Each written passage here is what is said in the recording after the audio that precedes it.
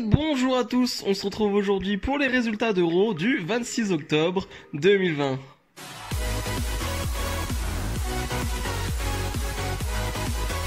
Et on débute ce Euro avec Drew McIntyre, l'ex-champion de la WWE, qui a perdu son titre face à Randy Orton hier soir à Hell in a Cell, si vous n'êtes pas au courant. Et Drew McIntyre qui va dire qu'il n'a pas d'excuses, tout simplement, il a perdu et c'est comme ça. Mais voilà, il nous dit que à chaque fois qu'il a été en bas, à chaque fois qu'il a été KO, il a réussi à se relever et il nous promet qu'il sera champion du monde à nouveau. Donc voilà une petite promo pour nous remettre un peu en place Drew McIntyre. On sait pas trop ce que ça va être avec Drew McIntyre. Moi je pensais clairement qu'il allait prendre du time off un peu. Mais non, c'est pas le cas parce que avec sa chute ou voilà, je pensais qu'il allait être un peu absent des rings pendant un moment, mais pas du tout. Il est toujours à l'antenne. Il va se faire interrompre par Miz et Morrison. Miz qui a la mallette maintenant Money in the Bank, le nouveau Mr. Money in the Bank. Et j'ai pas trop compris pourquoi ils étaient là, pourquoi ils ont interrompu Drew McIntyre. Alors leur promo, ils ont essayé de dire que voilà, ça aurait pu être pire pour Drew McIntyre. Dans tous les cas, il aurait été champion de la WWE, il y avait Miz, voilà, il aurait eu une target, il a une cible, ça aurait été une cible facile pour le Miz, Drew McIntyre, donc c'est pas plus mal qu'il n'ait plus le titre. Enfin bref, j'ai pas trop compris pourquoi Miz et Morrison se mettent un peu là-dedans, quoi. Parce que Miz va parler de lui, tout simplement, de dire que voilà, maintenant il est Mr. Money in the Bank. Et bizarrement, c'est qui le champion de la WWE? C'est Randy Orton, comme en 2011 quand il avait caché sa mallette. Donc voilà, c'était plus pour rappeler l'histoire de The Miz, mais au final, voilà, je comprends pas trop l'interaction avec Drew McIntyre. Drew McIntyre qui va être assez énervé et qui va frapper les deux et s'en aller. Mais voilà, j'ai pas trop compris le principe même de le mettre ces deux ensemble. On n'en sait pas plus pour la suite de Drew McIntyre. On en saura plus dans la soirée. Premier match de qualification pour être dans la Team Raw pour Survivor Series. Voilà, chaque année il y a Survivor Series, il y a cette fameuse team d'Euro. Et donc là on a AJ Styles accompagné de Jordan Omogbein. Alors je sais pas si je prononce bien ce nom, vous me direz. Voilà, c'est possible que j'écorche ce nom, mais il est exceptionnellement grand, c'est incroyable. Je sais pas, je crois qu'il fait 2m20 ou quelque chose comme ça. Enfin c'est assez impressionnant. Et il avait déjà accompagné AJ Styles la semaine dernière et c'est une sorte de... Ils disent associé, alors je sais pas trop, mais moi j'irais plus quand même à une sorte de garde du corps, hein. Vu la taille de Jordan Omogbein, c'est quand même assez incroyable. Et il va faire face à Jeff Hardy dans un match de presque une dizaine de minutes, et je dirais, qui est pas si mal, vraiment, c'est pas si mal. C'est pas, c'est meilleur que Jeff Hardy face à Elias. Est-ce que c'est vraiment compliqué? Non, forcément. Mais voilà, ça fait plaisir de voir Jeff Hardy dans un bon match, alors que un jour avant, il était dans un match assez horrible et assez ennuyeux face à Elias. On n'a pas vraiment d'intervention de Omogbein, en tout cas il va pas vraiment avoir un rôle dans le match, enfin pas sur la fin en tout cas, où AJ Styles va gagner clean, tout simplement. AJ Styles qui va gagner avec son Phenomenal Forearm, tout simplement. Voilà, AJ Styles qui est le premier membre de la team Raw pour les Survivor Series, et Jeff Hardy qui va se faire attaquer par Elias par la suite. Oui, donc ça va continuer, on s'en doutait, mais Elias contre Jeff Hardy, ça continue pour mon plus grand bonheur ou pas, hein. J'ai pas vraiment envie que ça continue, c'est pas une feud qui m'intéresse énormément, surtout vu le match que ça a donné, et je pense pas qu'ils pourront faire mieux en termes de match, et même la storyline en elle-même n'est pas intéressante du tout. Lucha House Party face à Drew Gulak et Akira Tozawa. Ce match est un prétexte pour faire venir R-Truth, le champion 24/7. Voilà, ça va être un prétexte d'humour, on va dire, hein. Ils vont essayer de faire des gags et quoi que ce soit. Il y a le match et il y a le fait qu'ils vont essayer de faire le tomber sur le champion 24/7. Bon, j'en ai pas grand chose à faire, je vais pas aller plus loin que ça. La Lucha House Party va l'emporter avec un crossbody et R-Truth va s'en aller en restant champion 24/7. Pas grand chose d'autre à dire. Firefly Funhouse de Bray Wyatt avec une invitée qui n'est même plus maintenant une invitée, elle fait vraiment partie de la Firefly Funhouse, Alexa Bliss. On va voir une Funhouse très creepy, mais bon, c'est souvent creepy, mais là vraiment on a un niveau très très élevé, hein. Avec l'ajout d'Alexa Bliss, ça donne des scènes et des moments intéressants mais très flippants quand même. Une Alexa Bliss qui va faire un thé à Ramblin' Rabbit, et en fait elle va pas lui dire, il y a un ingrédient secret, en fait c'est de l'arsenic, donc très clairement bon voilà, ça fait pas du bien, donc on va Ramblin' Rabbit qui va être quasiment mort, et on va avoir une Alexa Bliss qui va être très flippante, vraiment très très flippante, et ces deux là ensemble ça marche très bien, hein. Ils vont nous dire voilà, Alexa Bliss, enfin Bray Wyatt qui va dire voilà, on est un peu fou, et Alexa Bliss va dire mais comment tu sais que tu es fou? Bah tu serais pas ici si tu n'étais pas fou, tout simplement.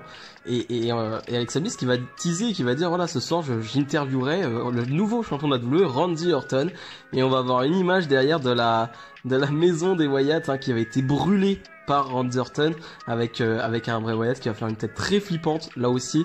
Voilà, c'est un petit teaser pour la suite, mais bref, dans tous les cas c'était méga intéressant encore une fois, et l'ambiance là avec Alexa Bliss est un peu différente, mais ça change, ça rajoute quelque chose de frais et j'aime vraiment beaucoup.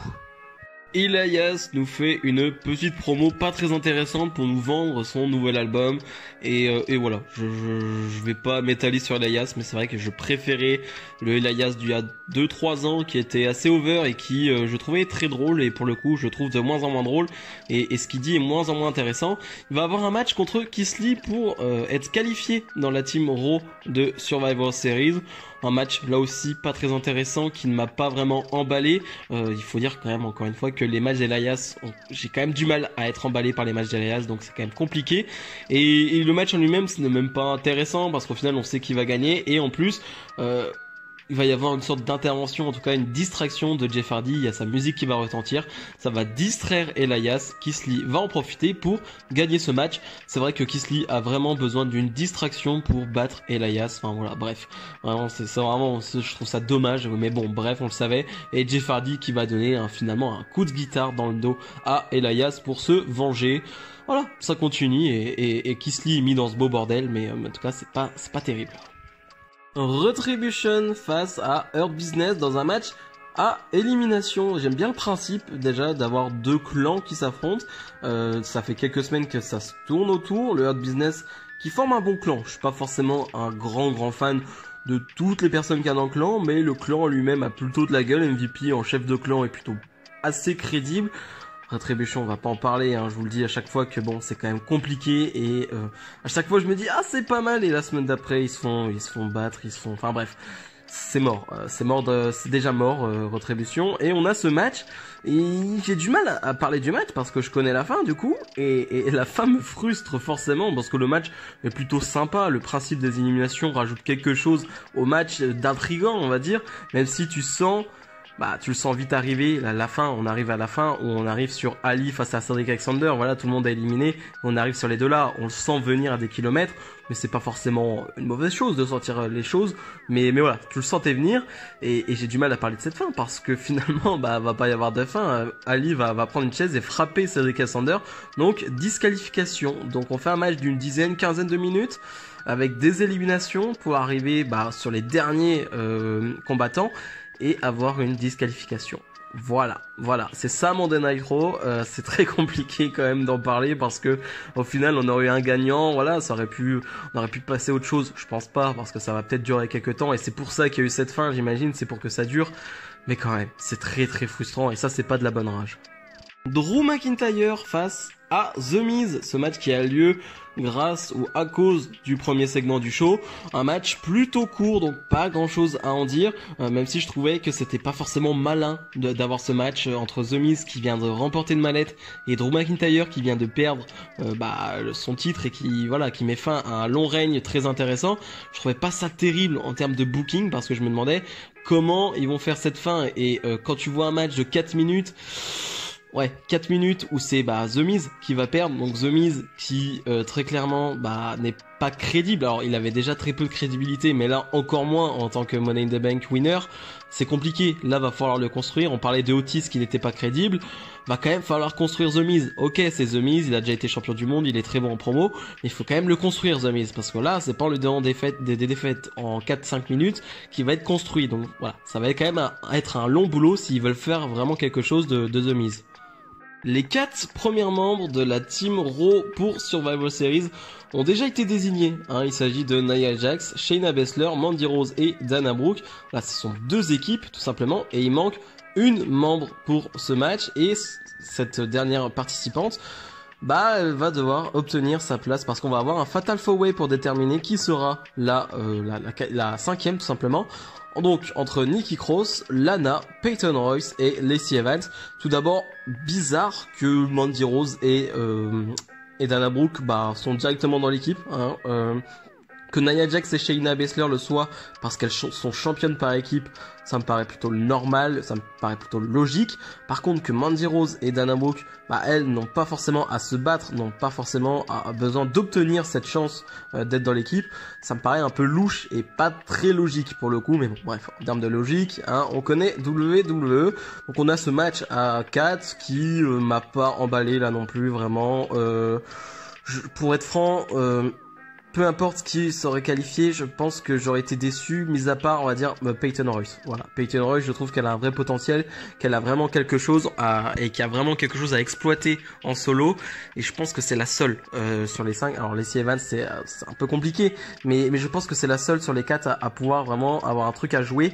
Et ce n'est pas elle qui va gagner parce que voilà, une participante va profiter d'une grosse prise de risque. C'est Lana qui va en profiter en fin de match, qui va gagner ce match. Encore une fois, Lana qui profite des choses et qui est donc la 5e participante à cette équipe et la 5e membre de cette équipe, pardon. Et elle va se faire encore une fois attaquer et va passer à travers la table des commentateurs. Voilà, Nia Jax et Shayna Baszler qui l'ont attaqué chaque semaine. On comprend toujours pas pourquoi, on comprend pas, on sait pas, pas d'explication. Mais ouais, cette équipe n'a pas vraiment une bonne gueule, je trouve. Sheamus face à Matt Riddle, le gagnant sera ajouté à la team de Raw.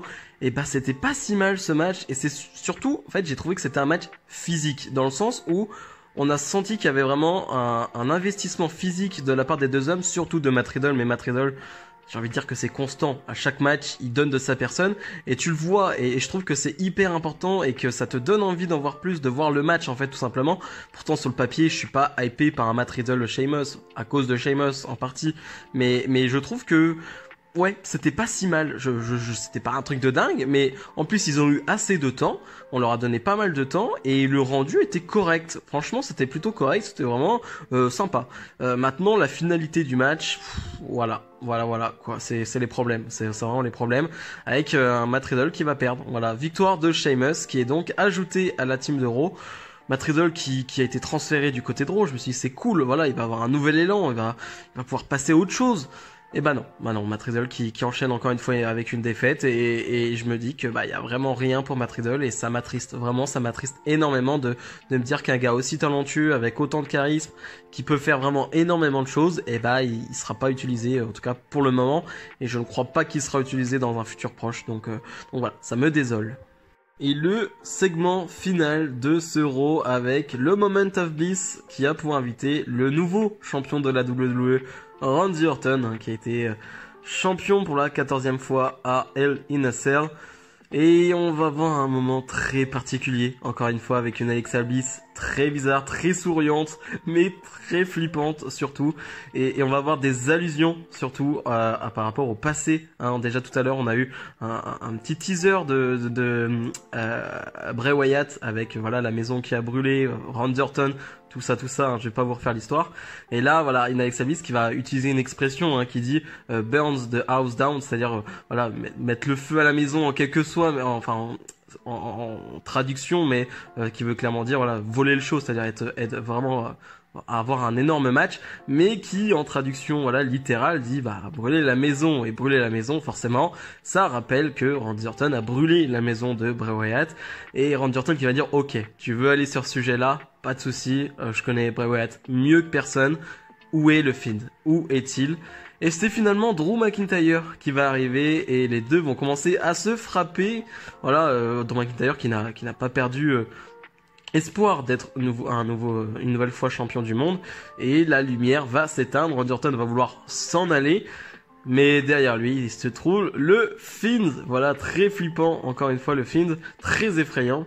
Randy Orton qui va même pas se retourner, il va même pas oser se retourner, il sait qu'il est derrière lui. Et Randy Orton qui va vouloir revenir sur le ring où il y a Drew McIntyre, il va se frapper avec Drew McIntyre et ça va se terminer là-dessus. Encore une fois, une fin qui n'est pas vraiment une fin en soi, voilà, les deux se frappent encore et encore. Est-ce qu'on se dirige vers une course à 3 pour ce titre de la WWE ? C'est une vraie question. Est-ce qu'on va avoir un The Fiend contre Randy Orton contre Drew McIntyre? Alors, pas tout de suite parce que le prochain pay-per-view c'est Survivor Series et on nous a annoncé un Randy Orton Roman Reigns Ouais, ça c'est du très lourd. Alors c'est de heal, voilà, on sait pas comment ils vont faire, on en reparlera dans les prochaines semaines. Mais voilà, donc c'est un programme qui va sans doute arriver, je sais pas si ça sera à 3 encore une fois, mais encore une fois ça va être super. J'attendais plus le Randerton The Fiend en solo, enfin en 1 contre 1, parce que voilà, il y a une vraie histoire derrière. Maintenant, s'il y a un Drew McIntyre qui reste là pour le moment, ça peut être très intéressant. Donc on va voir comment ils vont articuler tout ça, comment ils vont nous faire tout ça, parce que ça va être compliqué quand même à booker. Donc voilà, j'attends de voir les prochaines semaines. Bilan de ce Raw après Hell in a Cell. On attendait des débuts de feud, voilà, ce genre de choses. Mais c'est forcément compliqué parce que le prochain pay-per-view, c'est Survivor Series, c'est Raw contre SmackDown. NXT n'est pas rajouté cette fois-ci, hein, pour le moment en tout cas. Et on nous a annoncé déjà quelques matchs. On nous a annoncé Sasha Banks contre Asuka, donc ça va être génial. Randy Orton face à Roman Reigns. Street Profits contre le New Day et Bobby Lashley face à Sami Zayn. Mais globalement, c'était un Raw sympathique, mais sans plus, où il n'y a pas eu de grands matchs. Hein. Il y a eu beaucoup de matchs parce que voilà, c'est des matchs de qualification, mais les matchs n'ont pas forcément été excellents, j'ai envie de dire, et c'est bien dommage. Si vous avez aimé cette vidéo, comme d'habitude, n'hésitez pas à aimer la vidéo. Voilà, sur la review de Hell in a Cell, on a pas battu un record, mais voilà, on a fait pas mal de likes. Donc voilà, si vous êtes gentil, encore une fois, voilà, n'hésitez pas à liker cette vidéo. Nous, on se retrouve dès jeudi pour la review de NXT. Salut, salut!